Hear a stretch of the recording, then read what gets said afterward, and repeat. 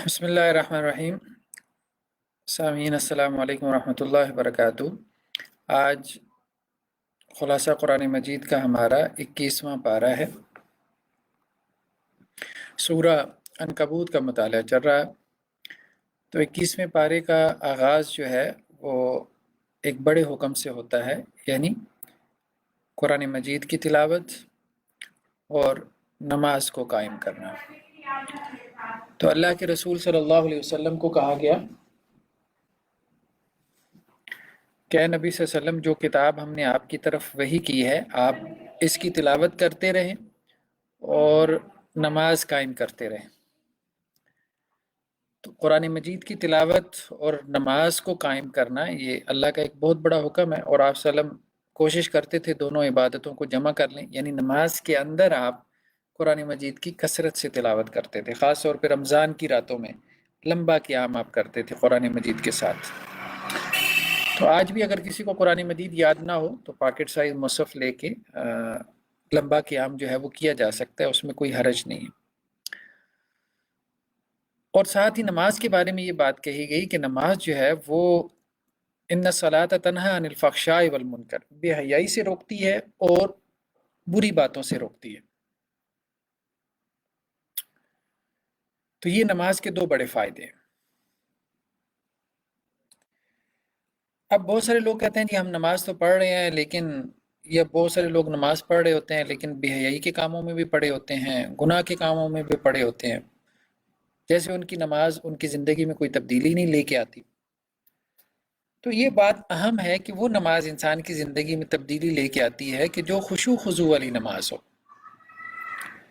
یعنی جو واقعتاً میں انسان جب اللہ کے سامنے کھڑا ہو تو اللہ اس کو یاد آ جائے۔ تو جب نمازیں ایسی ہوں کہ انسان اللہ اکبر کہے اور پھر اس کے بعد سلام پھیرنے تک دنیا کی ہر چیز اس کو یاد آئے سوائے خدا کے، تو پھر ایسی نماز اسے کیسے بے حیائی کے کاموں سے یا منکرات سے روکے گی؟ تو اگر نماز جو ہے وہ بے حیائی سے یا منکرات سے نہیں روک رہی تو پھر ہمیں اپنی نماز کو ریوائز کرنا ہے کہ ہم نماز صحیح طرح سے نہیں پڑھ رہے، جیسا کہ نماز کو اس کی صحیح روح کے ساتھ پڑھنا چاہیے۔ ہماری نماز خشوع خضوع والی نہیں ہے، ہماری نماز جو ہے ویسی نہیں ہے جیسے رسول اللہ صلی اللہ علیہ وسلم کی یا صحابہ کرام کی نماز تھی۔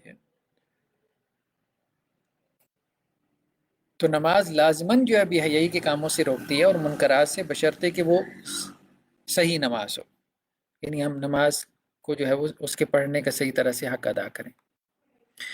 اس کے بعد اللہ عز و جل نے جو ہے وہ اگلے رکوع میں رزق کے حوالے سے یہ بات بیان فرمائی ہے کہ ہر چیز کا رزق جو ہے وہ اللہ کے ذمے ہے، ہر مخلوق کا رزق۔ اور اللہ تعالیٰ یہ کہہ رہے ہیں کہ دنیا میں کتنے جانور ہیں جنہوں نے اپنے کندھوں پہ اپنا رزق اٹھا رکھا ہے۔ چلے انسان کو تو پھر کچھ شعور ہے نا، وہ کما لیتا ہے، وہ اپنا رزق جو ہے وہ تلاش کر لیتا ہے، لیکن جانوروں میں سے اب دیکھیں جن میں شعور بھی نہیں ہوتا، اللہ تعالیٰ ان کو بھی رزق دے رہے ہیں، تو چرند پرند حیوانات حشرات الارض سب کو اللہ تعالیٰ رزق دے رہے ہیں۔ اب ایک ویل مچھلی کو لے لے، سمندر کے اندر کتنا بڑا جو ہے وہ جانور ہے ویل مچھلی، اور کتنی زیادہ اس کی خوراک ہے، اور پتہ نہیں کتنی مطلب کہ ویلز ہوں گی سمندر کے پیٹ میں، سب کو اللہ تعالیٰ رزق دے رہا ہے، ان کو بھی اللہ تعالیٰ رزق دے رہا ہے، وہ بھی بھوکوں نہیں مر رہی۔ تو کوئی جاندار ایسا نہیں ہے کہ جس نے اپنا رزق جو ہے وہ اپنے کندھوں پہ اٹھا رکھا ہو۔ تو اب یہ رزق اس کو کون دے رہا ہے؟ اللہ کی ذات دے رہی ہے۔ تو اللہ نے ہر چیز کے رزق کا ذمہ لے رکھا ہے۔ تو اللہ تعالیٰ نے انسانوں کو جتنے رزق کی ضرورت تھی وہ سب اللہ تعالیٰ نے اس دنیا میں رکھ چھوڑا ہے۔ بس یہ ہے کہ تقسیم اللہ تعالیٰ نے برابر نہیں کی، کسی کو زیادہ دے دیا کسی کو کم دے دیا۔ جس کو زیادہ دے دیا اس کی آزمائش کی کہ بھائی تمہارے پاس زیادہ آ گیا ہے، اب یہ کم والے کو بھی اپنے ساتھ شیئر کراؤ، تمہارے اوپر اللہ نے زکوٰۃ فرض کی ہے، تمہیں صدقہ دینا ہے، خیرات کرنی ہے، خدمت خلق کا کام کرنا ہے، انفاق فی سبیل اللہ کرنا ہے، اللہ کو قرض حسنہ دینا ہے۔ پھر اللہ تعالیٰ نے اس کو موٹیویٹ کیا، کیونکہ اس کی آزمائش اس میں رکھ دی نا کہ اس کو زیادہ دے دیا، اور جس کو کم دیا اس کی آزمائش اس میں ہے کہ اس کو کم دیا گیا۔ تو دنیا میں اتنا رزق موجود ہے، مطلب اتنے وسائل ہیں دنیا کے اندر، اتنے ریسورسز ہیں کہ سارے انسانوں کو کفایت کر جائیں، بہت اچھے سے کفایت کر جائیں۔ دنیا میں اتنا وافر رزق ہے۔ اب یہ کچھ انسانوں نے دوسرے انسانوں کے رزق پہ قبضہ کر لیا نا، قبضہ کر لیا۔ تو اللہ تعالیٰ نے جو ہے وہ ان کو، اب ظاہری بات ہے کہ اللہ تعالیٰ نے تو اس طرح سے تقسیم رکھی تھی نا کہ ہر کسی کو کچھ نہ کچھ پہنچ جائے، اگرچہ کمی بیشی بھی ہو، لیکن انسانوں نے اس تقسیم میں بھی ڈنڈی ماری۔ تو یہ تو اب انسانوں کا ظلم ہے نا۔ اللہ تعالیٰ نے تو اتنا رزق رکھ دیا ہے کہ سب انسانوں کو کفایت کرنے والا ہے۔ تو اسی طرح ہر جاندار کا رزق اللہ تعالیٰ نے اس دنیا میں رکھ دیا ہے۔ اس کے بعد اللہ عز و جل نے اگلے رکوع میں یہ بات بیان فرمائی کہ یہ اصل زندگی جو ہے نا وہ آخرت کی زندگی ہے۔ اس بات کو سمجھنے کی کوشش کرو۔ یہ دنیا کی زندگی کیا ہے؟ لہو و لعب، کھیل اور تماشا ہے۔ یعنی جیسے کوئی ڈرامہ ہوتا ہے نا، ڈرامہ، یا جیسے کوئی سٹیج شو ہوتا ہے۔ اب 2 گھنٹے کا وہ سٹیج شو ہوتا ہے، اس سٹیج شو میں مطلب کیا ہوتا ہے؟ کوئی اس میں بادشاہ بن رہا ہے، کوئی اس میں چور بن رہا ہے، کوئی اس میں وزیر بن رہا ہے۔ یہی معاملہ ڈرامے کا بھی ہوتا ہے، فلم کا بھی ہوتا ہے۔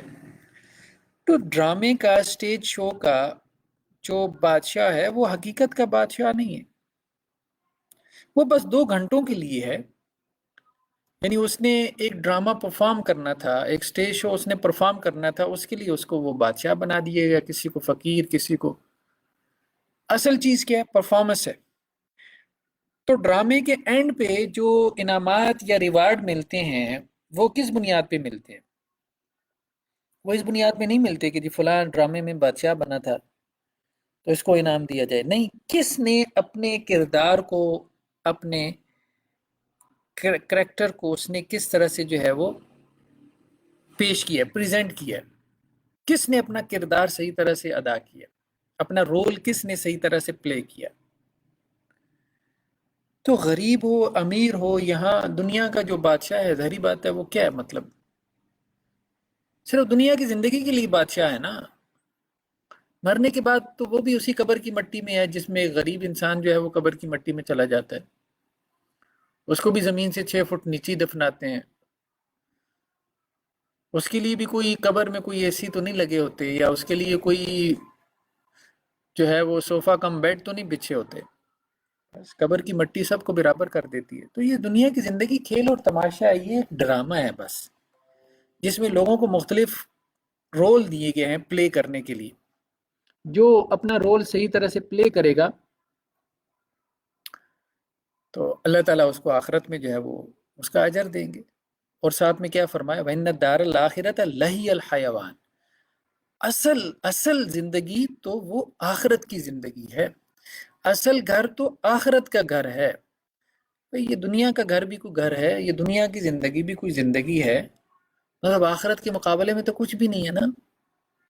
جیسے سمندر کے مقابلے میں سوئی آپ سمندر کے اندر ڈبوئیں اور اس کے ناکے پہ جتنا پانی لگ جاتا ہے، تو یہ جو نسبت اور تناسب ہے، یہ جو ریشو پروپورشن ہے، اتنی بھی نہیں ہے دنیا اور آخرت کی۔ آخرت کی زندگی تو ظاہری بات ہے لامحدود ہے نا، نہ ختم ہونے والی زندگی ہے۔ تو اللہ تعالیٰ نے کہا اصل زندگی تو وہ زندگی ہے، یہ زندگی بھی کوئی زندگی ہے، اصل آسائش تو وہاں کی ہے، یہ دنیا کی آسائش بھی کوئی آسائش ہے۔ کاش کہ لوگ اس بات کو جان لیتے، کاش کہ لوگ اس بات کو سمجھتے، لو کانوا یعلمون۔ اس کے بعد اللہ عز و جل نے اگلی آیات میں یہ بات بیان فرمائی کہ جو لوگ کوشش کرتے ہیں ہمارے راستے میں، یعنی حق کے متلاشی ہیں، جو لوگ حق کو تلاش کرنا چاہتے ہیں، سچے ہیں اس بات میں، تو ہم ان کے لیے سیدھی رائیں جو ہے وہ کھول دیتے ہیں۔ تو والذین جاہدوا فینا، جن لوگوں نے ہم تک پہنچنے کے لیے کوشش کی، کوئی بھی ہو، بھلے نان مسلم ہو، کوئی بھی ہو، جو یہ چاہتا ہے یا اللہ بس صحیح بات تک میں پہنچ جاؤں، آپ کیا چاہتے ہیں، آپ کا اصل میں دین کیا ہے، خالص دین آپ کا کیا ہے، میں اس تک پہنچ جاؤں، تو اللہ تعالیٰ کہتے ہیں اگر وہ سنسیئر ہو نا، لنہدینہم سبلنا، تو ہم اس کے لیے رستے کھول دیتے ہیں، خود ہی ہم اس کو ہدایت کے رستے دکھانا شروع کر دیتے ہیں۔ لیکن انسان اس میں سچا ہو. وَإِنَّ اللَّهَ لَمَعَ الْمُحْسِنِينَ، یعنی اس میں وہ خوبصورتی سے حق بات کی تلاش میں ہو، اس کی تلاش جو ہے وہ سچی تلاش ہو، وہ باعث نہ ہو. تو حق کا جو متلاشی ہوتا ہے، جو حق کی تلاش میں ہوتا ہے، اللہ تعالیٰ اس کے لیے ہدایت کی راہیں از خود کھول دیتے ہیں. اس کے بعد سورہ روم کا آغاز ہوتا ہے. سورہ روم کے، یہ بھی مکی صورت ہے، سورہ روم کے شروع میں جو ہے وہ ایک پشین گوئی کا تذکرہ ہے. تو قرآن مجید اللہ تعالیٰ کی کتاب ہے، تو جہاں یہ قرآن مجید جو ہے اس کا کلام معجزہ ہے، میریکل ہے، یعنی ایسا کلام کوئی آج تک نہیں لا سکا. اسی طرح کچھ اور بھی چیزیں ہیں جو قرآن کو جو ہے وہ خدائی کلام، ڈیوائن یعنی ورڈ آف گاڈ اس کو شو کرتی ہیں. ان میں سے ایک یہ بھی ہے کہ قرآن مجید نے کچھ پشین گوئیاں کی تھیں رسول اللہ صلی اللہ علیہ وسلم کے اوپر. جو قرآن نازل ہوا تھا اس میں کچھ پریڈکشنز تھیں اور وہ ہو بہو سچ ثابت ہوئی. تو مکہ کے اندر جو ہے، اب ظاہری بات ہے کہ مسلمان جو تھے وہ ایمان کی دعوت دے رہے تھے مشرکین مکہ کو. مشرکین مکہ مسلمانوں کو اپنا جان کا دشمن سمجھتے تھے.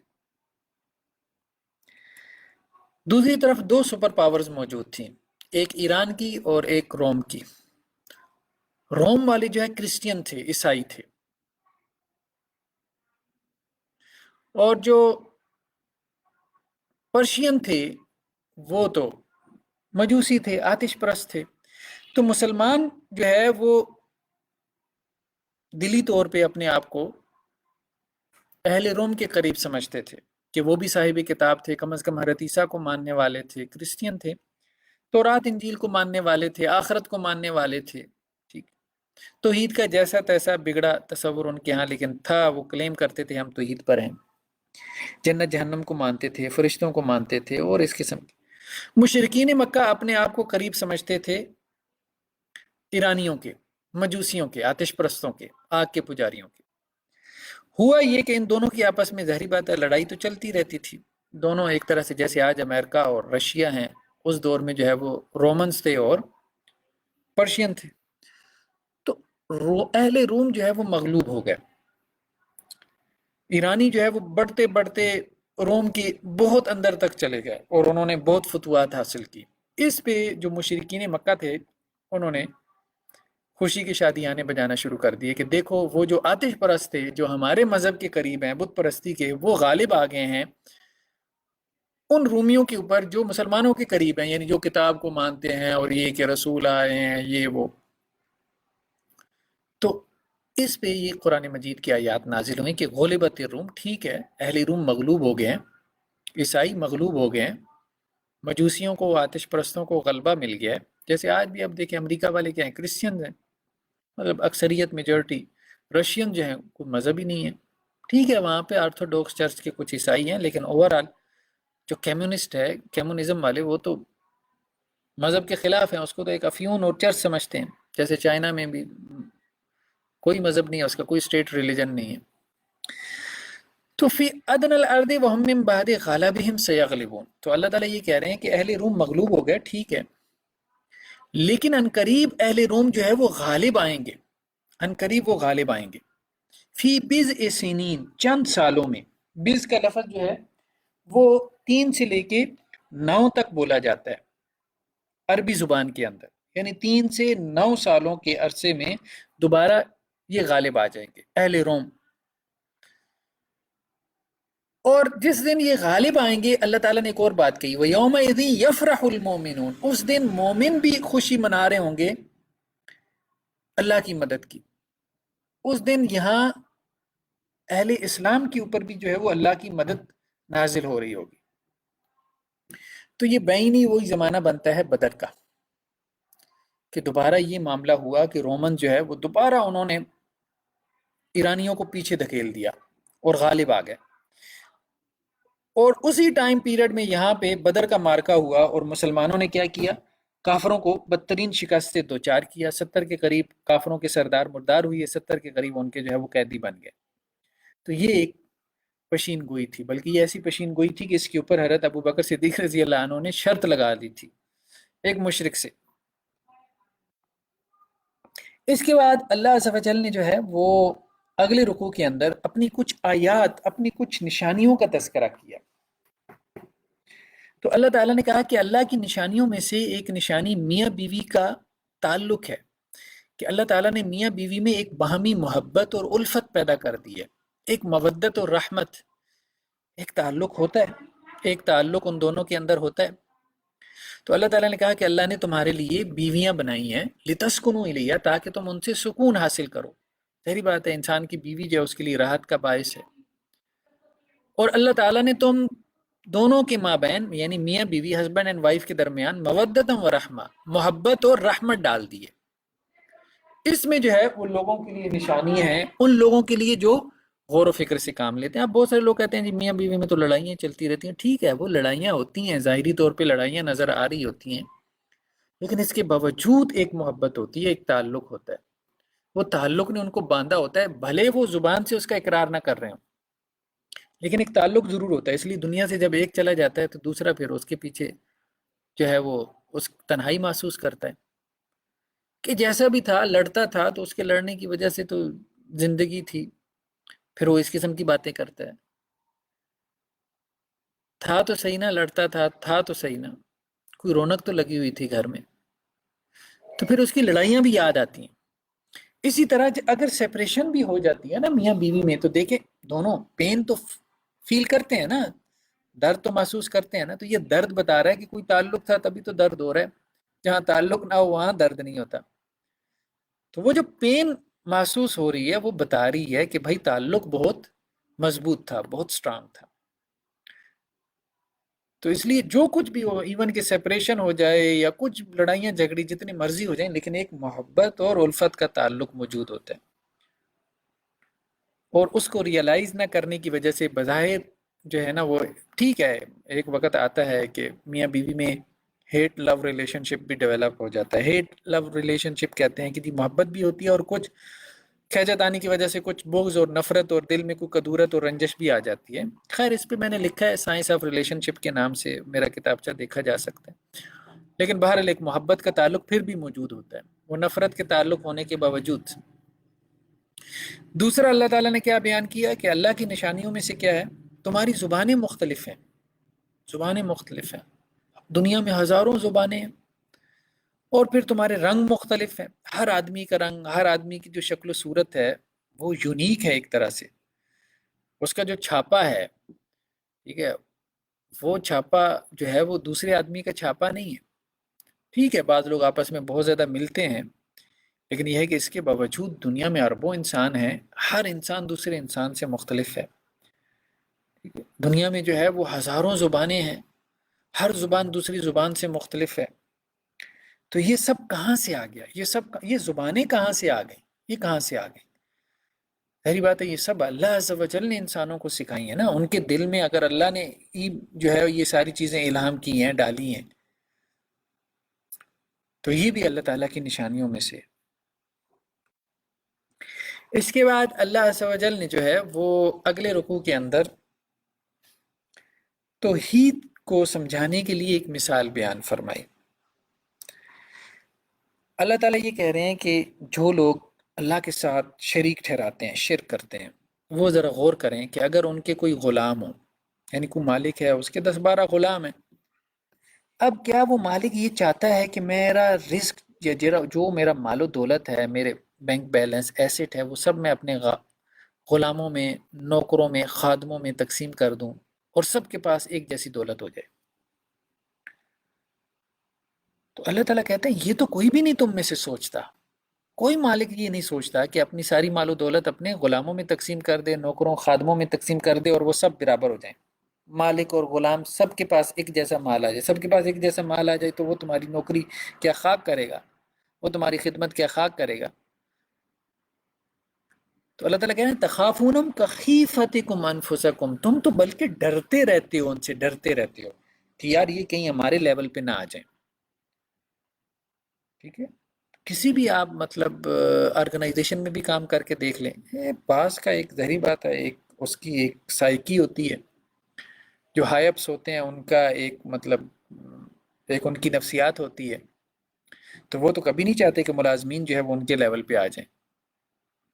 جو ان کو اتھارٹی ملی ہوئی ہے وہ اتھارٹی وہ کیا کریں اپنے ملازمین میں تقسیم کر دیں اور سب کے پاس برابر کی اتھارٹی آ جائے. بلکہ وہ تو ڈرتے رہتے ہیں کہیں ان کو ایسی اتھارٹی نہ مل جائے, یہ کوئی آرگنائزیشن بنا کے کچھ ایسے رائٹس نہ حاصل کر لیں کہ یہ ہمارے برابر نہ آ جائیں. تو دنیا میں تو یوں معاملات چل رہے ہیں بھائی. اللہ کے بارے میں یہ کیسے گمان کر لیتے ہو کہ اللہ اپنی اتھارٹی اپنے غلاموں میں تقسیم کر دے گا؟ یہی مشرکین مکہ کہتے تھے نا, وہ یہ نہیں کہتے تھے کہ یہ خدا ہیں, وہ کہتے تھے اللہ نے خود ان کو اپنے اختیارات دیے ہیں. جیسے ہمارے ہاں بھی ایک طبقہ کہتا ہے جی عطائی اختیارات ہیں. بھائی عطائی اختیارات کیا ہوتے ہیں؟ خدا ایک انسان پسند نہیں کرتا کہ اپنے اختیارات, اللہ تعالیٰ یہ سمجھا رہے ہیں اس آیت میں, ایک انسان پسند نہیں کرتا اپنے اختیارات اپنے جیسے انسانوں میں جو ہے اپنے ماتحتوں میں جو ہے وہ تقسیم کرے. خدا کے بارے میں پتہ نہیں تمہیں یہ کیسے خیال آ جاتا ہے کہ خدا اپنے اختیارات اپنے بندوں میں اپنی مخلوق میں تقسیم کر دے گا, اپنے نبیوں میں یا اپنے اولیاء میں, اور وہ خدا کے برابر بن جائیں گے. پھر خدا کی ضرورت کیا باقی رہ جائے گی؟ تو کوئی عطائی وطائی اختیارات اس طرح سے یہ کہنا یہ شرکی ایک صورت ہے, یہ شرکی ایک فارم ہے. اختیارات صرف اللہ کے پاس ہے, صرف اللہ کے پاس ہے, اللہ کی ذات کے پاس ہے. کذالک نفصل الآیات لقوم یعلمون, ہم کھول کھول کے آیات بیان کرتے ہیں شاید کہ لوگ عقل سے کام لیں. اس کے بعد اللہ عز و جل نے اگلے رکوع میں سود کا اور زکوٰۃ کا تقابل کیا کہ دیکھو سود جو ہے نا, جب تم کسی سے سود لیتے ہو, جیسے 100 روپیہ تم نے کسی کو دیا اور 10 روپے اس پہ سود لیا تو 110 روپے بن گیا, تو بظاہر 100 سے 110 بن گیا, تمہارا مال بڑھ گیا. لیکن اللہ تعالیٰ کیا کہہ رہے ہیں کہ جو تم سود لیتے ہو نا تو وہ تمہارا مال بڑھتا نہیں ہے. فلا یربو عند اللہ, اللہ کے ہاں وہ نہیں بڑھتا. یہاں دنیا میں ٹھیک ہے بڑھ جاتا ہوگا, 100 سے 110 ہو گیا, اللہ کے ہاں نہیں بڑھا. اللہ کے ہاں نہیں, اللہ کے ہاں تمہارا مال کم ہو گیا. یہ بھی مراد ہو سکتی ہے کہ اس میں سے برکت ختم ہو جاتی ہے, برکت ختم ہو جاتی ہے. وہ 100 سے 110 تو بن جاتا ہے لیکن وہ 50-60 والا کام بھی نہیں کرتا. پیسے ایسے ہاتھ سے نکلتے ہیں, ایسے خرچ ہوتے ہیں, انسان کہتا ہے یار پتہ ہی نہیں چلتا, مینیج ہی نہیں ہو رہا مجھ سے. تو حرام میں اللہ نے برکت نہیں رکھی, حرام میں اللہ نے برکت نہیں رکھی. ایک کتیا جو ہے وہ 7 بچے جنتی ہے, لیکن یہ ہے کہ کتوں کا ریوڑ نظر نہیں آتا. ایک بکری جو ہے وہ 1 بچے یا 2 بچے جنتی ہے عام طور پہ. بکریوں کے ریوڑ آپ کو ہر طرف نظر آتے ہیں. اللہ نے حلال میں برکت رکھی ہے. تو سود جو ہے نا یہ بڑھتا نہیں ہے, بظاہر تمہیں لگ رہا ہے بڑا ہے. اور اسی طرح زکوٰۃ, جیسے 100 روپے کے اوپر تم نے 2.5 روپے دے دیے, بظاہر تو کم ہو گئی, رقم تمہاری کم ہو گئی. تمہاری ظاہری بات ہے اکاؤنٹنگ, تمہارا میتھس, تمہاری ریاضی حساب سب یہی کہہ رہا ہے کہ جی پیسہ کم ہو گیا. لیکن اللہ تعالیٰ کیا کہہ رہے ہیں؟ فَأُولَٰئِکَ هُمُ الْمُضْعِفُونَ, وہ کم نہیں ہوا, وہ کئی گنا ہو گیا, کئی گنا ہو گیا.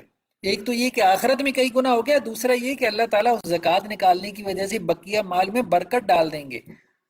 وہ تمہارے ایسی ایسی جگہوں پہ تمہیں کفایت کر جائے گا کہ تمہیں سمجھ ہی نہیں آئے گی.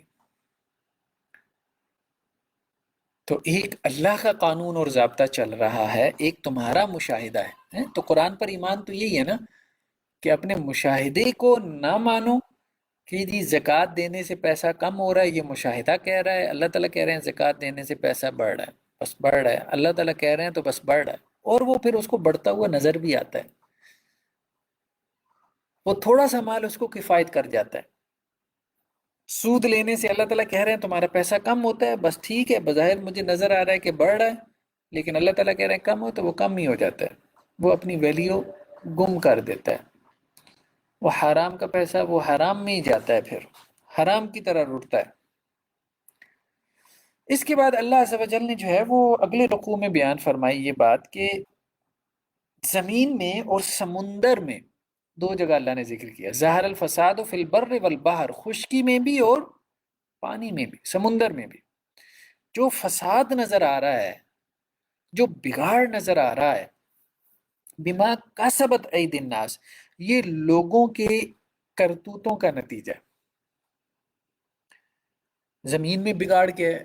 اب زمین میں ظاہری بات ہے قتل و غارت، فتنہ فساد، یہ سب جنگ و جدال، first world war, second world war, اور اس کے بعد جنگیں ختم ہی نہیں ہو رہی، ظلم و ستم ختم ہی نہیں ہو رہا. پھر بیماریاں، ابھی یہ کرونا وائرس فلاں، ہر وقت کچھ نہ کچھ فساد لگا ہی ہوا ہے. پھر پولوشن دیکھیں، ایئر پولوشن، آپ کے پاس جو ہے وہ تازہ ہوا نہیں ہے سانس لینے کو. پھر آپ کا پانی جو ہے وہ کیا ہے، آپ کی جو جتنی انڈسٹری ہے وہ کیمیکلز پھینک رہی ہے، آپ کا پانی پینے کے قابل نہیں رہ گیا، صاف پانی میسر نہیں ہے آپ کو، نہ سانس لینے کو ہوا ہے، نہ پینے کو جو ہے وہ صاف پانی میسر ہے. اور کھانا اور خوراک دیکھیں اس کے اندر وہ اس کی صورتحال سب کے سامنے ہے. اب یہ جو فاسٹ فوڈ اور اس قسم کی جتنی چیزیں ہیں جو کچھ بن رہی ہیں، ان آرگینک فوڈ یہ جو ہے، یہ سب کہاں سے ہیلتھی ہیں؟ ہیلتھی تو نہیں ہے، یہ انسانی صحت کے لیے مفید تو نہیں ہے، بلکہ نقصان دہ. اصل میں تو انسان کو آرگینک فوڈ لینی چاہیے، وہ نیچر سے تو انسان بہت دور چلا گیا. سمندر میں دیکھیں تو اب مطلب اتنی پولوشن ہے سمندر میں، اتنی پولوشن ہے، انسان نے ہر چیز کو گندا کر دیا، ہر چیز کو گندا کر دیا. اب ناردرن ایریاز میں آپ جائیں، کبھی جھیل سیف الملوک پہ لوگ جاتے تھے اور کہتے تھے کہ جی یہاں پریاں اترتی ہیں، اور ہم بچپن میں جو ہے وہ سبق پڑھتے تھے جھیل سیف الملوک کا، تو ہم رش کرتے تھے پتہ نہیں کتنی خوبصورت جگہ ہوگی. اب وہاں جائیں تو ادھر پیمپر پڑا ہے، ادھر پیپسی کی بوتلیں پڑی ہیں، ٹھیک ہے، ادھر جو ہے وہ شاپر پڑے ہیں. کوئی جگہ ایسی نہیں ہے کہ جہاں انسانوں نے گند نہ ڈال دیا. جہاں جہاں حضرت انسان گیا ہے اور جہاں جہاں یہ سڑک گئی ہے، وہاں ترقی نہیں ہوئی، وہاں انسان پیچھے گیا. نیچر کو انسان نے تباہ کر دیا، فطرت کو اس نے اپنے اصل پہ باقی نہیں رہنے دیا. سمندر کے اندر پاکستان کے سائز کا گاربیج ہوگا، پاکستان کے سائز کا اتنا گاربیج ہوگا، اور وہ سب کیا ہیں؟ پلاسٹک کی بوتلیں ہیں، ٹوٹے پھوٹے جو ہے وہ ماؤس ہیں، کی بورڈز ہیں، کمپیوٹرز ہیں، شاپرز ہیں پلاسٹک کے. جتنا پلاسٹک کا گاربیج اکثر و بیشتر وہ آپ کو نظر آئے گا. یہ سب کیا ہے؟ یہ پولوشن جو ہے. آپ اس وقت سب سے بڑا مسئلہ جو دنیا کا کیا ہے، جس کے اوپر جو ہے وہ بڑے بڑے ممالک بھی بات کر رہے ہیں، وہ یہی انوائرمنٹ کا مسئلہ ہے کہ بھائی گلوبل وارمنگ ہو رہی ہے، یہ ہو رہا ہے، فلاں ہو رہا ہے، گلیشیئرز پگھل رہے ہیں، انڈسٹری جو ہے وہ بہت زیادہ گرمی پھیلا رہی ہے، گاڑیاں بہت زیادہ دھواں چھوڑ رہی ہیں. تو آج سے 30-40 سال پہلے جو ہے وہ اگر ہم اپنے کسی ابا جان یا دادا جان کو کہتے کہ کوئی وقت ایسا آئے گا کہ لوگ پانی خرید کے پئیں گے، تو وہ ہنستے کہ پانی بھی کوئی خریدنے کی چیز ہے، گھر میں نل کا لگا ہوا ہے، صاف پانی آ رہا ہے، ٹھنڈا پانی. اور اب ہر دوسرا آدمی پانی خرید کے پی رہا ہے، نیسلے کی بوتل ہے. ابھی آپ کسی کو کہیں کہ جی ابھی 15-20 سالوں میں یہ صورتحال ہو جائے گی کہ لوگ جو ہے نا وہ فریش ایئر کے کین خریدیں گے، جیسے جو ہے وہ پانی خریدتے ہیں اسی طرح لوگ جو ہے وہ تازہ ہوا خریدیں گے سانس لینے کے لیے، شہری لوگ. تو لوگ ہنسیں گے کہ یہ وقت بھی آئے گا ہمارے اوپر، لیکن وہ وقت دور نہیں ہے. تو اللہ تعالیٰ کہہ رہے ہیں زمین میں اور سمندر میں جو فساد نظر آتا ہے یہ انسانوں کے کرتوت ہیں، انسانوں کے کرتوت ہیں. اس کے بعد اللہ عز و جل نے اگلے رکوع میں بیان فرمایا کہ انسانی زندگی کی جو مراحل ہیں، جو سٹیجز ہیں، جیسے شیکسپیئر نے بھی اس پہ بات کی ہے، انسانی زندگی کی سٹیجز اس نے اپنی کچھ نظموں میں بیان کی ہیں. تو اللہ تعالیٰ نے بھی کچھ سٹیجز کو بیان کیا قرآن مجید میں مختلف مقامات پہ، کہ جب ہم انسان کو پیدا کرتے ہیں تو وہ بہت کمزور ہوتا ہے. بچہ کیا ہوتا ہے؟ ذرا سی ہوا لگ جائے تو چھوئی موئی کا جیسے پودا ہوتا ہے، تو مرجھا جاتا ہے بچہ. مائیں اس کو کیسے سنبھال کے رکھتی ہیں، تو بہت کمزور ہوتا ہے بچہ. پھر اللہ تعالیٰ اس کو کمزوری کے بعد قوت دیتے ہیں، آہستہ آہستہ بڑا ہوتا چلا جاتا ہے، اس کا امیون سسٹم سٹرانگ ہو جاتا ہے، اب وہ اپنی جوانی کو پہنچ جاتا ہے، پھر اللہ تعالیٰ کہتے ہیں اس قوت کے بعد پھر ہم اس کو کمزور کر دیتے ہیں، یعنی بڑھاپے کی عمر میں پھر بچپنے کی طرف اس کو لوٹا دیتے ہیں۔ یہ کتنی بڑی نشانی ہے، کمزور سے تمہیں اللہ نے قوی بنایا، پھر قوی سے اللہ تعالیٰ نے تمہیں پھر کمزور بنایا، اب اس کے بعد بھی تم جو ہے وہ نہ سمجھو، اللہ کی طرف رجوع نہ کرو، تو پھر کتنی بڑی بد نصیبی ہے۔ اس کے بعد اگلی جو صورت ہے سورہ لقمان، اس کے شروع میں اللہ تعالیٰ نے، کیونکہ یہ بھی مکی صورت ہے، تو مشرکین مکہ کی ایک سازش کی طرف اشارہ کیا گیا۔ بعض جو مشرکین تھے انہوں نے جب دیکھا کہ ہمارے نوجوان جو ہے اللہ کے رسول جب قرآن پڑھتے ہیں تو قرآن کی طرف راغب ہو رہے ہیں، تو انہوں نے اپنے نوجوانوں کو قرآن سے دور کرنے کے لیے کچھ ہیلے بہانے گڑے، جیسے بعض جو ہے وہ شام سے قصے کہانیاں لے کے آ گئے کہ جی ہم جو ہے نا وہ اپنی قوم کے لوگوں کو قصے سناتے ہیں، آپ محمد صلی اللہ علیہ وسلم کی باتیں نہ سنیں، وہ بھی تو آپ کو پچھلے انبیاء کے قصے سنا رہے ہیں نا، تو آپ نے قصے سننے ہیں، تو ہم آپ کو رستم اور افراسیاب اور فلاں کی کہانیاں سناتے ہیں۔ تو کچھ نے تو یہ کام کیا، کچھ جو ہے وہ آلات موسیقی، آلات لہو و لعب لے آئے کہ گانے بجانے کی طرف اپنے نوجوان نسل کو ہم راغب کریں۔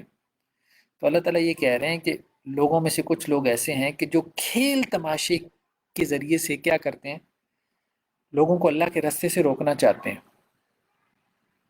اور اللہ کے راستے کا انہوں نے کیا کیا، مذاق بنایا ہوا، اللہ کے راستے کا وہ مذاق اڑا رہے ہیں۔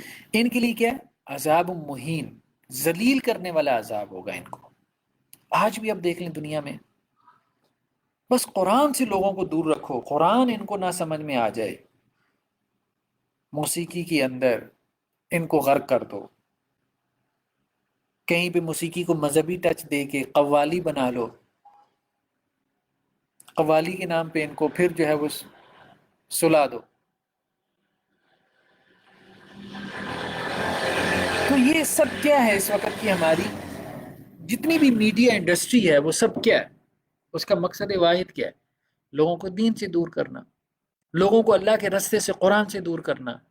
ٹائم ہی نہ ملے ان کو، بس اتنے چینلز کی بھرمار ہے، وہ بندہ یوٹیوب پہ بیٹھ جاتا ہے، اسے سمجھ ہی نہیں آتی، ایک ویڈیو کھولتا ہے دوسری کھولتا ہے، بس اسے سمجھ ہی نہیں آتی، وہ پرینکس دیکھنا شروع کر دے تو بس وہ وہی دیکھتا چلا جائے، وہ فیس بک کی ویڈیو جو ہے وہ ایک کھول لے تو بس وہی کھولتا چلا جائے، وہ موویز جو ہے وہ کوئی دیکھنا وہی کھولتا، ڈرامے ہیں تو بس ایک ان کا سمندر ہے۔ تو بہت آلات لاہ و لعب ہیں، اللہ سے غافل کرنے والے بہت چیزیں ہیں، زندگی انسان کی ختم ہو جائے یہ ختم نہ ہو۔ تو اللہ تعالیٰ کہہ رہے ہیں کہ جو لوگ یہ کام کر رہے ہیں، یہ آلات لاہ و لعب بنا رہے ہیں، پروڈیوس کر رہے ہیں، کہ جن کی وجہ سے لوگ دین کی طرف نہیں آ رہے، دین سے دور جا رہے ہیں، ان لوگوں کے لیے رسوا کرنے والا عذاب ہے، ذلیل کرنے والا عذاب ہے۔ بھائی تم نے اگر کوئی آرٹ پروڈیوس کرنا ہی ہے، تم نے اگر اپنے کسی فن کا مظاہرہ کرنا ہے، تم اگر کریٹو ہو تو کچھ ایسا کر لو کہ جس سے لوگ دین سے دور نہ ہوں، ان کے لیے انٹرٹینمنٹ بھی ہو جائے، دین سے بھی دور نہ ہوں۔ اور پھر کیا ہے کہ دین کا مذاق بھی اڑاتے ہیں، دین کا مذاق بھی اڑاتے ہیں، یہ ایٹیچیوڈ بھی آپ کو نظر آتا ہے، دین کا مذاق، کبھی دین کی باتوں کا مذاق، کبھی حدیثوں کا مذاق، کبھی قرآن کی آیات کا مذاق، یہ بہت زیادہ نظر آتا ہے۔ اگلے رکوع میں حضرت لقمان علیہ السلام کا تذکرہ ہے۔ حضرت لقمان جو ہے وہ عربوں کے ہاں بہت معروف تھے، عرب ان کو لقمان حکیم کہتے تھے، یعنی بہت دانشور آدمی، اور ان کے اقوال زری بیان کرتے تھے۔ تو اللہ تعالیٰ نے حضرت لقمان کا تذکرہ پھر کیا، کیونکہ عربوں کا بہت اعتماد تھا ان پہ، کہ دیکھو جو بات نبی صلی اللہ علیہ وسلم کہہ رہے ہیں وہ لقمان حکیم نے بھی کہی ہیں، وہی باتیں جن کو تم حکیم مانتے ہو، جن کی نصیحتیں تم اپنے بچوں کو سناتے ہو۔ تو لقمان حکیم جو ہے وہ حبشی نسل تھے، بعض اہل علم کا کہنا یہ ہے کہ یہ نبی تھے، لیکن صحیح بات یہ ہے کہ یہ نبی نہیں تھے، ہمیں کوئی دلیل نہیں ملتی قرآن میں ان کے نبی ہونے کی، لیکن بہرحال اللہ کے نیک بندوں میں سے تھے، قرآن میں ان کا تذکرہ آ گیا، اس سے بڑی کیا بات ہے۔ تو انہوں نے اپنے بچے کو کچھ نصیحتیں کی تھیں، جو نصیحتیں اللہ تعالیٰ نے قرآن مجید میں ان کا تذکرہ کیا۔ تو اپنے بچے کو کہہ رہے ہیں، جیسے کوئی باپ اپنے بچے کی تربیت کرتا ہے تو اس میں یہ پہلو بھی ہے کہ والدین کو اپنے بچوں کی تربیت کرنی چاہیے، ان کو بٹھانا چاہیے، بٹھا کے ان کو سمجھانا چاہیے، ان کو گائیڈ کرنا چاہیے۔ سب کچھ جو ہے وہ اسکول کے اوپر چھوڑ دینا، ٹیچر کے اوپر چھوڑ دینا کہ جیسے آپ نے کچھ فیس دے دی ہے وہ اس کو بنا دیں گے، سمجھا دیں گے، اس کے اخلاق درست کر، یہ نہیں ہونے والا۔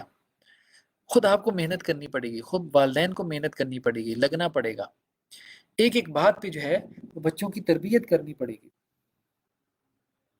ان کو ڈائریکشن دینی پڑے گی، لیکن اس سے پہلے خود بھی سیدھا ہونا پڑے گا۔ خود نماز نہ پڑھتے ہیں والدین اور بچوں سے یہ ایکسپیکٹ کریں کہ جی جماعت سے جا کے نماز پڑھیں، تو وہ کیسے پڑھیں گے؟ تو اب بچوں کو جو ہے وہ زبردستی آپ نے قرآن پکڑا کے جو ہے وہ اپنے سامنے بٹھا لیا ہے کہ وہ سپارہ یاد کریں، اور آپ خود موبائل لے کے اس کے سامنے بیٹھ گئے ہیں۔ اب وہ تو بچہ ہے، اس کے پاس تو شعور نہیں ہے، تو آپ نے اس کو کتنی آزمائش میں مبتلا کر دیا ہے کہ وہ موبائل کے لیے، ظاہری بات ہے کہ وہ دیکھ رہا ہے کہ والدین ہمارے کیا کر رہے ہیں، وہ تو یہی سوچ رہے ہیں نا، یہ عیاشی خود کیے جا رہے ہیں، ہمیں پڑھانے پہ لگے ہیں۔ تو بہت حکمت کے ساتھ، بہت سمجھداری کے ساتھ بچوں کی تربیت کرنی، اپنے آپ کو فارغ کر کے، اپنے آپ کو فارغ کر کے، ہر چیز سے فارغ کر کے، پوری توجہ دے کے، پھر کوئی تبدیلی آتی ہے بچوں کے اندر۔ تو اے میرے بچے، حضرت لقمان نے اپنے بچے کو نصیحتیں کی کہ دیکھو، اگر کوئی نیکی جو ہے، کوئی عمل رائی کے دانے کے برابر ہوگا، کسی چٹان میں، آسمان میں، زمین میں، جہاں بھی ہوگا، اچھا برا عمل، نیکی بدی، اللہ تعالیٰ اس کو لے آئیں گے قیامت والے دن۔ سب اعمال قیامت والے دن جو ہے وہ اللہ کے سامنے پیش ہوں گے، اللہ کے سامنے پیش ہوں گے۔ تو یہ بات جو ہے وہ تمہارے لیے واضح رہنی چاہیے، کسی عمل کو چھوٹا اور حقیر نہ سمجھو، کسی نیکی کو چھوٹا نہ سمجھو، کسی گناہ کو حقیر نہ سمجھو، سب تمہارے نامہ اعمال میں حاضر کیے جائیں گے۔ ایک بات تو یہ ذہن میں رکھو۔ دوسری بات یہ کہ جب لوگوں سے گفتگو کرنی ہے تو گال پھلا کے گفتگو نہیں کرنی۔ جیسے کچھ لوگ ہوتے ہیں کہ آپ ان سے ملنے کے لیے جائیں تو وہ ایسے جیسے اپنے ماتھے کے اوپر، اپنی جبیں پہ ایسے سلوٹیں لے آتے ہیں کہ انسان کہتا ہے کہ میں نے بہت غلطی کی ان کے پاس آ کے۔ تو بھئی اگر آپ نے کسی کو وقت دے ہی دیا ہے تو اب اس کے ساتھ خندہ پیشانی سے ملو۔ رسول اللہ صلی اللہ علیہ وسلم نے کہا کسی مسلمان سے مسکرا کے ملنا، مسکرا کے ملنا یہ بھی صدقہ ہے، یعنی اس پہ بھی صدقے کا اجر ملتا ہے۔ دیکھیں آپ کسی مسلمان سے مسکرا کے ملیں گے، وہ خوش ہوگا، پتہ نہیں وہ بیچارہ پریشان ہے، اپنے کن مسائل میں ہے، بیوی بچوں کے مسائل میں، اپنے کوئی مالی مسائل سے، اب ذرا سی اس کو کوئی چٹکلا سا، کوئی لطیفہ، کوئی ایسی بات کہہ دیں وہ خوش ہو جائے، اس کی آدھی پریشانی دور ہو جاتی ہے۔ تو لوگوں کے ساتھ گال پھلا کے نہ ملو، بلکہ خندہ پیشانی سے ملو، اور زمین میں اکڑ کے مت چلنا، اکڑ کے مت چلنا ہے، مطلب اس سے بھی منع کیا، تکبر نہ کرنا، اکڑ کے چلنے کے انداز ہے نا۔ اب جیسے دیہاتوں میں، گاؤں میں آپ دیکھتے ہیں کہ دایاں کندھا جو ہے وہ گرا کے چلتے ہیں، یہ اکڑ کے چلنے کے ہیں، سینہ تان کے چلتے ہیں، گردن لمبی کر کے چلتے ہیں، گلے میں جو ہے وہ پٹکا ڈال کے چلتے ہیں، یہ سب اکڑ کی چالیں اللہ کو پسند نہیں ہے۔ تکبر اللہ کو پسند نہیں ہے، تکبر صرف اللہ کی ذات کے شان نشان، انسان کو تو عاجزی چاہیے۔ مقصد فی مشق، اپنی چال میں میانہ روی اختیار کرو، میانہ روی ہے، نہ چال بہت تیز چلو اور نہ بہت آہستہ چلو۔ واغضض من صوتک، اور اپنی آواز مناسب رکھو، گلا پھاڑنا، چیخنا، چلانا یہ اللہ کو پسند نہیں ہے، یہ اللہ کو پسند نہیں ہے۔ ایک تو یہ نا کہ جیسے بچوں کے اوپر والدین چیختے چلاتے ہیں، جیسے عام طور پہ ماؤں کا معاملہ ہوتا ہے، یا بعض باپ بھی بعض اوقات اپنا ٹیمپر لوز کر جاتے ہیں اور بہت چیختے چلاتے ہیں، اس سے بچوں کے بھی نفسیاتی مسائل بنتے ہیں۔ بچوں پہ چیخنا چلانا نہیں چاہیے، چیخنا چلانا تو ویسے ہی قرآن نے ناپسند کیا ہے، اور کہا ہے کہ ان انکر الاصوات لصوت، یہ تو گدھے کی آواز ہے۔ مطلب چیخنا چلانا انسانی کانوں پہ بہت ناگوار گزرتا ہے نا، بہت ناگوار گزرتا ہے۔ خود انسان جو ہے وہ اب نارمل ہے، ظاہری بات ہے، جو چیختا چلاتا ہے۔ آپ نے سمجھانا ہے، سمجھائیں، لیکن اپنی آواز پہ کنٹرول رکھتے ہوئے، اپنی آواز کو میانہ روی کے ساتھ اپنے بچوں کی تربیت کریں، ضرور کریں۔ بلکہ چیخنا چلانا تو مذہبی اسکالرس کے لیے بھی درست نہیں ہے. ہم ممبر پہ بیٹھ کے اور گلا پھاڑ کے بولی جا رہے ہیں، لوگ نہیں پسند کریں گے. جیسے اسپیکر پھاڑنے پہ آئے ہیں، لوگ نہیں پسند کریں گے. پھر وہ مولوی صاحب جب جمعے کی نماز کے لیے کھڑے ہوں گے پھر آئیں گے لوگ جمعے میں. تو انسانی طبیعت پہ یہ سب چیزیں ناگوار گزرتی ہیں. انسان کو پسند نہیں ہے چیخنا چلانا. انسانی ذہن کے اوپر دباؤ پڑتا ہے. تو یہ اس عادت بد سے نکلنا چاہیے. اس عادت بد سے نکلنا چاہیے اور انسان نکل سکتا ہے. قرآن پہ عمل ایک اچھی کتاب ہے، آپ اس کو گوگل کریں آپ کو مل جائے گی. ایک خاتون جو کہ مدرسہ تھیں تو انہوں نے وہ ہفتہ وار درس دیتی تھیں، تو ان کے درس میں خواتین شریک ہوتی تھیں. تو وہ کیا کرتی تھی، خواتین کو جن آیات کا درس ہوتا تھا تو کہتی تھیں اب ان میں جو احکامات ہیں نا آپ نے ان پہ عمل کرنا ہے، ایک ہفتے میں عمل کرنا ہے اور اگلے درس میں بتانا ہے کہ آپ نے عمل کیا کہ نہیں. تو ایک خاتون نے بتایا، یعنی ان آیات کا درس تھا تو ایک خاتون نے بتایا کہ میں ان آیات کی ہفتہ بھر جو ہے میں نے تلاوت کی. تو درس سنا ہوا تھا، معنی بھی ان کا میرے ذہن میں واضح تھا. تو عموماً ہوتا یہ تھا کہ صبح بچے جب نکلتے تھے کسی کو پینسل نہیں مل رہی، کسی کو کاپی نہیں مل رہی، تو میں ٹیمپر لوز ہو جاتا تھا، میں بہت چیختی چلاتی تھی. لیکن اس درس سننے کے بعد جب میں نے چیخنا چلانا شروع کیا تو میرے ذہن میں یہ آیت، چونکہ میں یہ ورد کر رہی تھی صبح و شام اس آیت کا، تو میرے ذہن میں یہ آیت جو ہے نا وہ آنا شروع ہو گئی. اور مجھے ایسے لگا کہ جیسے میرے کان بھی گدھے کی طرح لمبے ہو رہے ہیں. تو فوراً میرا ٹیمپر جو ہے میں اپنے حواسوں میں آنا شروع ہو گئی. تو اس طرح سے قرآن مجید جو ہے نا جب ہم اس کا درس دیں تو اس میں کوشش کریں جو مدرس ہیں کہ بھئی قرآن مجید کے آج کے درس میں یہ 2 باتیں چلیں بیان ہوئی، زیادہ نہیں، یہ 2 باتیں ہم نے کوشش کرنی ہے کہ اب اگلے ہفتے ہم نے یہ 2 باتیں اپنے عمل میں لانی ہے. تو اگلے ہفتے ہم اپنا جائزہ لیں گے، جب درس میں آئیں گے تو 5-10 منٹ درس سے پہلے یا بعد میں ہم جائزہ لیں گے کہ وہ پچھلی دفعہ جو ہمارا درس ہوا تھا اور اس میں ہم نے 2 باتیں پڑھی تھیں جن کی طرف قرآن نے کہا تھا کہ ان کو اپنے عمل میں لے کے آؤ، تو ہم میں سے کتنے لوگ اس کو اپنے عمل میں لے کے آئے. تو اپنے تجربات شیئر کریں. تو اس سے یہ ہوگا کہ اصل مقصد جو قرآن کا ہے کہ قرآن ہماری زندگیوں میں آئے. صرف معلومات تو اکٹھی کرنا مقصود نہیں ہے نا، کیا کسی کے اوپر ہم نے روب طاری کرنا ہے کہ ہمیں جو ہے وہ قرآن مجید کے بڑے معنی اور مفاہیم کا پتہ ہے. اب تو یہی ہو رہا ہے. مطلب لوگ جو ہے وہ قرآن کس لیے پڑھتے ہیں؟ قرآن اس لیے پڑھتے ہیں کہ دوسروں کے ساتھ مناظرہ کر سکیں، دوسروں کو نیچا دکھا سکیں. یہ سارے شیطانی مقاصد ہیں. اس قرآن پڑھنے پڑھانے کا کوئی فائدہ نہیں ہے. ہاں جی آپ مجھے بتاؤ جی یہ آیت کا کیا ترجمہ ہے، میں ذرا آپ کے ترجمے کی تصحیح کروں. تو مطلب لوگ جو ہیں وہ اب یہ آبجیکٹیوز رہ گئے ہیں کہ قرآن مجید کا ترجمہ پڑھیں اور علماء کو پھنسائیں. ہم ہیں علماء سے پوچھیں پتہ نہیں ان کو ترجمہ آتا ہے کہ نہیں، اور ان کی خوب بےزتی ہو. یہ مقاصد رہ گئے ہیں. یہ کہ قرآن اللہ نے اس لیے اتارا تھا کہ بھائی میں اس کو پڑھتا، میں اس کو سمجھتا، میں اللہ کے سامنے روتا، میرا اللہ سے کوئی تعلق قائم ہوتا، میں قرآن پہ عمل کرتا، قرآن میری زندگی میں آتا. مقصد ہی نہیں رہ گیا. بس دوسرے قرآن کو بھی ہم نے جو ایک نیکی کا کام تھا جو میری زندگی تبدیل کرنے والا تھا اس کو بھی دوسرے کو گرانے کے لیے بس دلیلیں مجھے یاد ہونی چاہیے تاکہ دوسرے کو میں مجلس میں میرے ساتھ بحث ہو جائے کسی کی تو میں اس کا منہ بند کروا سکوں کہ قرآن میں یہ ہے اور تجھے تو کچھ بھی نہیں پتا. تو بہرحال یہ بہت ضروری ہے کہ پہلے اپنی تربیت، جب قرآن اپنے اندر نہیں آئے گا، جب انسان خود صالح نہیں بنے گا اس وقت تک وہ مصلح نہیں بن سکتا. اگر وہ مصلح بننے کی کوشش کرے گا تو وہ اصلاح کے بجائے بگاڑ زیادہ، فساد زیادہ پیدا کرے گا کہ خود تو عمل نہیں کیا، ٹکے گا، دوسروں کی اصلاح کرنے پہ لگ گیا. تو یہ آدمی سنسیئر نہیں ہے، یہ مخلص نہیں ہے. اپنی زندگی میں قرآن آئے گا تو پھر اس کو احساس بھی ہوگا کہ بھائی بڑی محنت لگتی ہے، بڑے دل جگرے کا کام ہے. پھر دوسروں کو وہ سپیس بھی دے گا.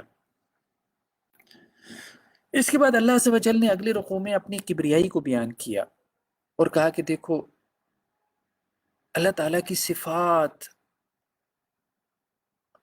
اللہ تعالیٰ کی جو کوالٹیز ہیں اللہ تعالیٰ کی جو حمد و ثنا ہے اتنی زیادہ ہے کہ زمین میں جتنے درخت ہیں ان کی اگر آپ کلمے بنا لیں اور سمندر کی سیاہی بنا لیں، بلکہ 7 سمندر اور لے آئیں، ان کی سیاہی بن جائے، اور آپ اللہ کی تعریفیں لکھنا شروع کر دیں، اللہ کی صفات لکھنا، اللہ کی صفات نہیں ختم ہوگی۔ کتنا بڑا اللہ ہے، کتنی اس کی صفات ہے، کتنی صفات ہوں،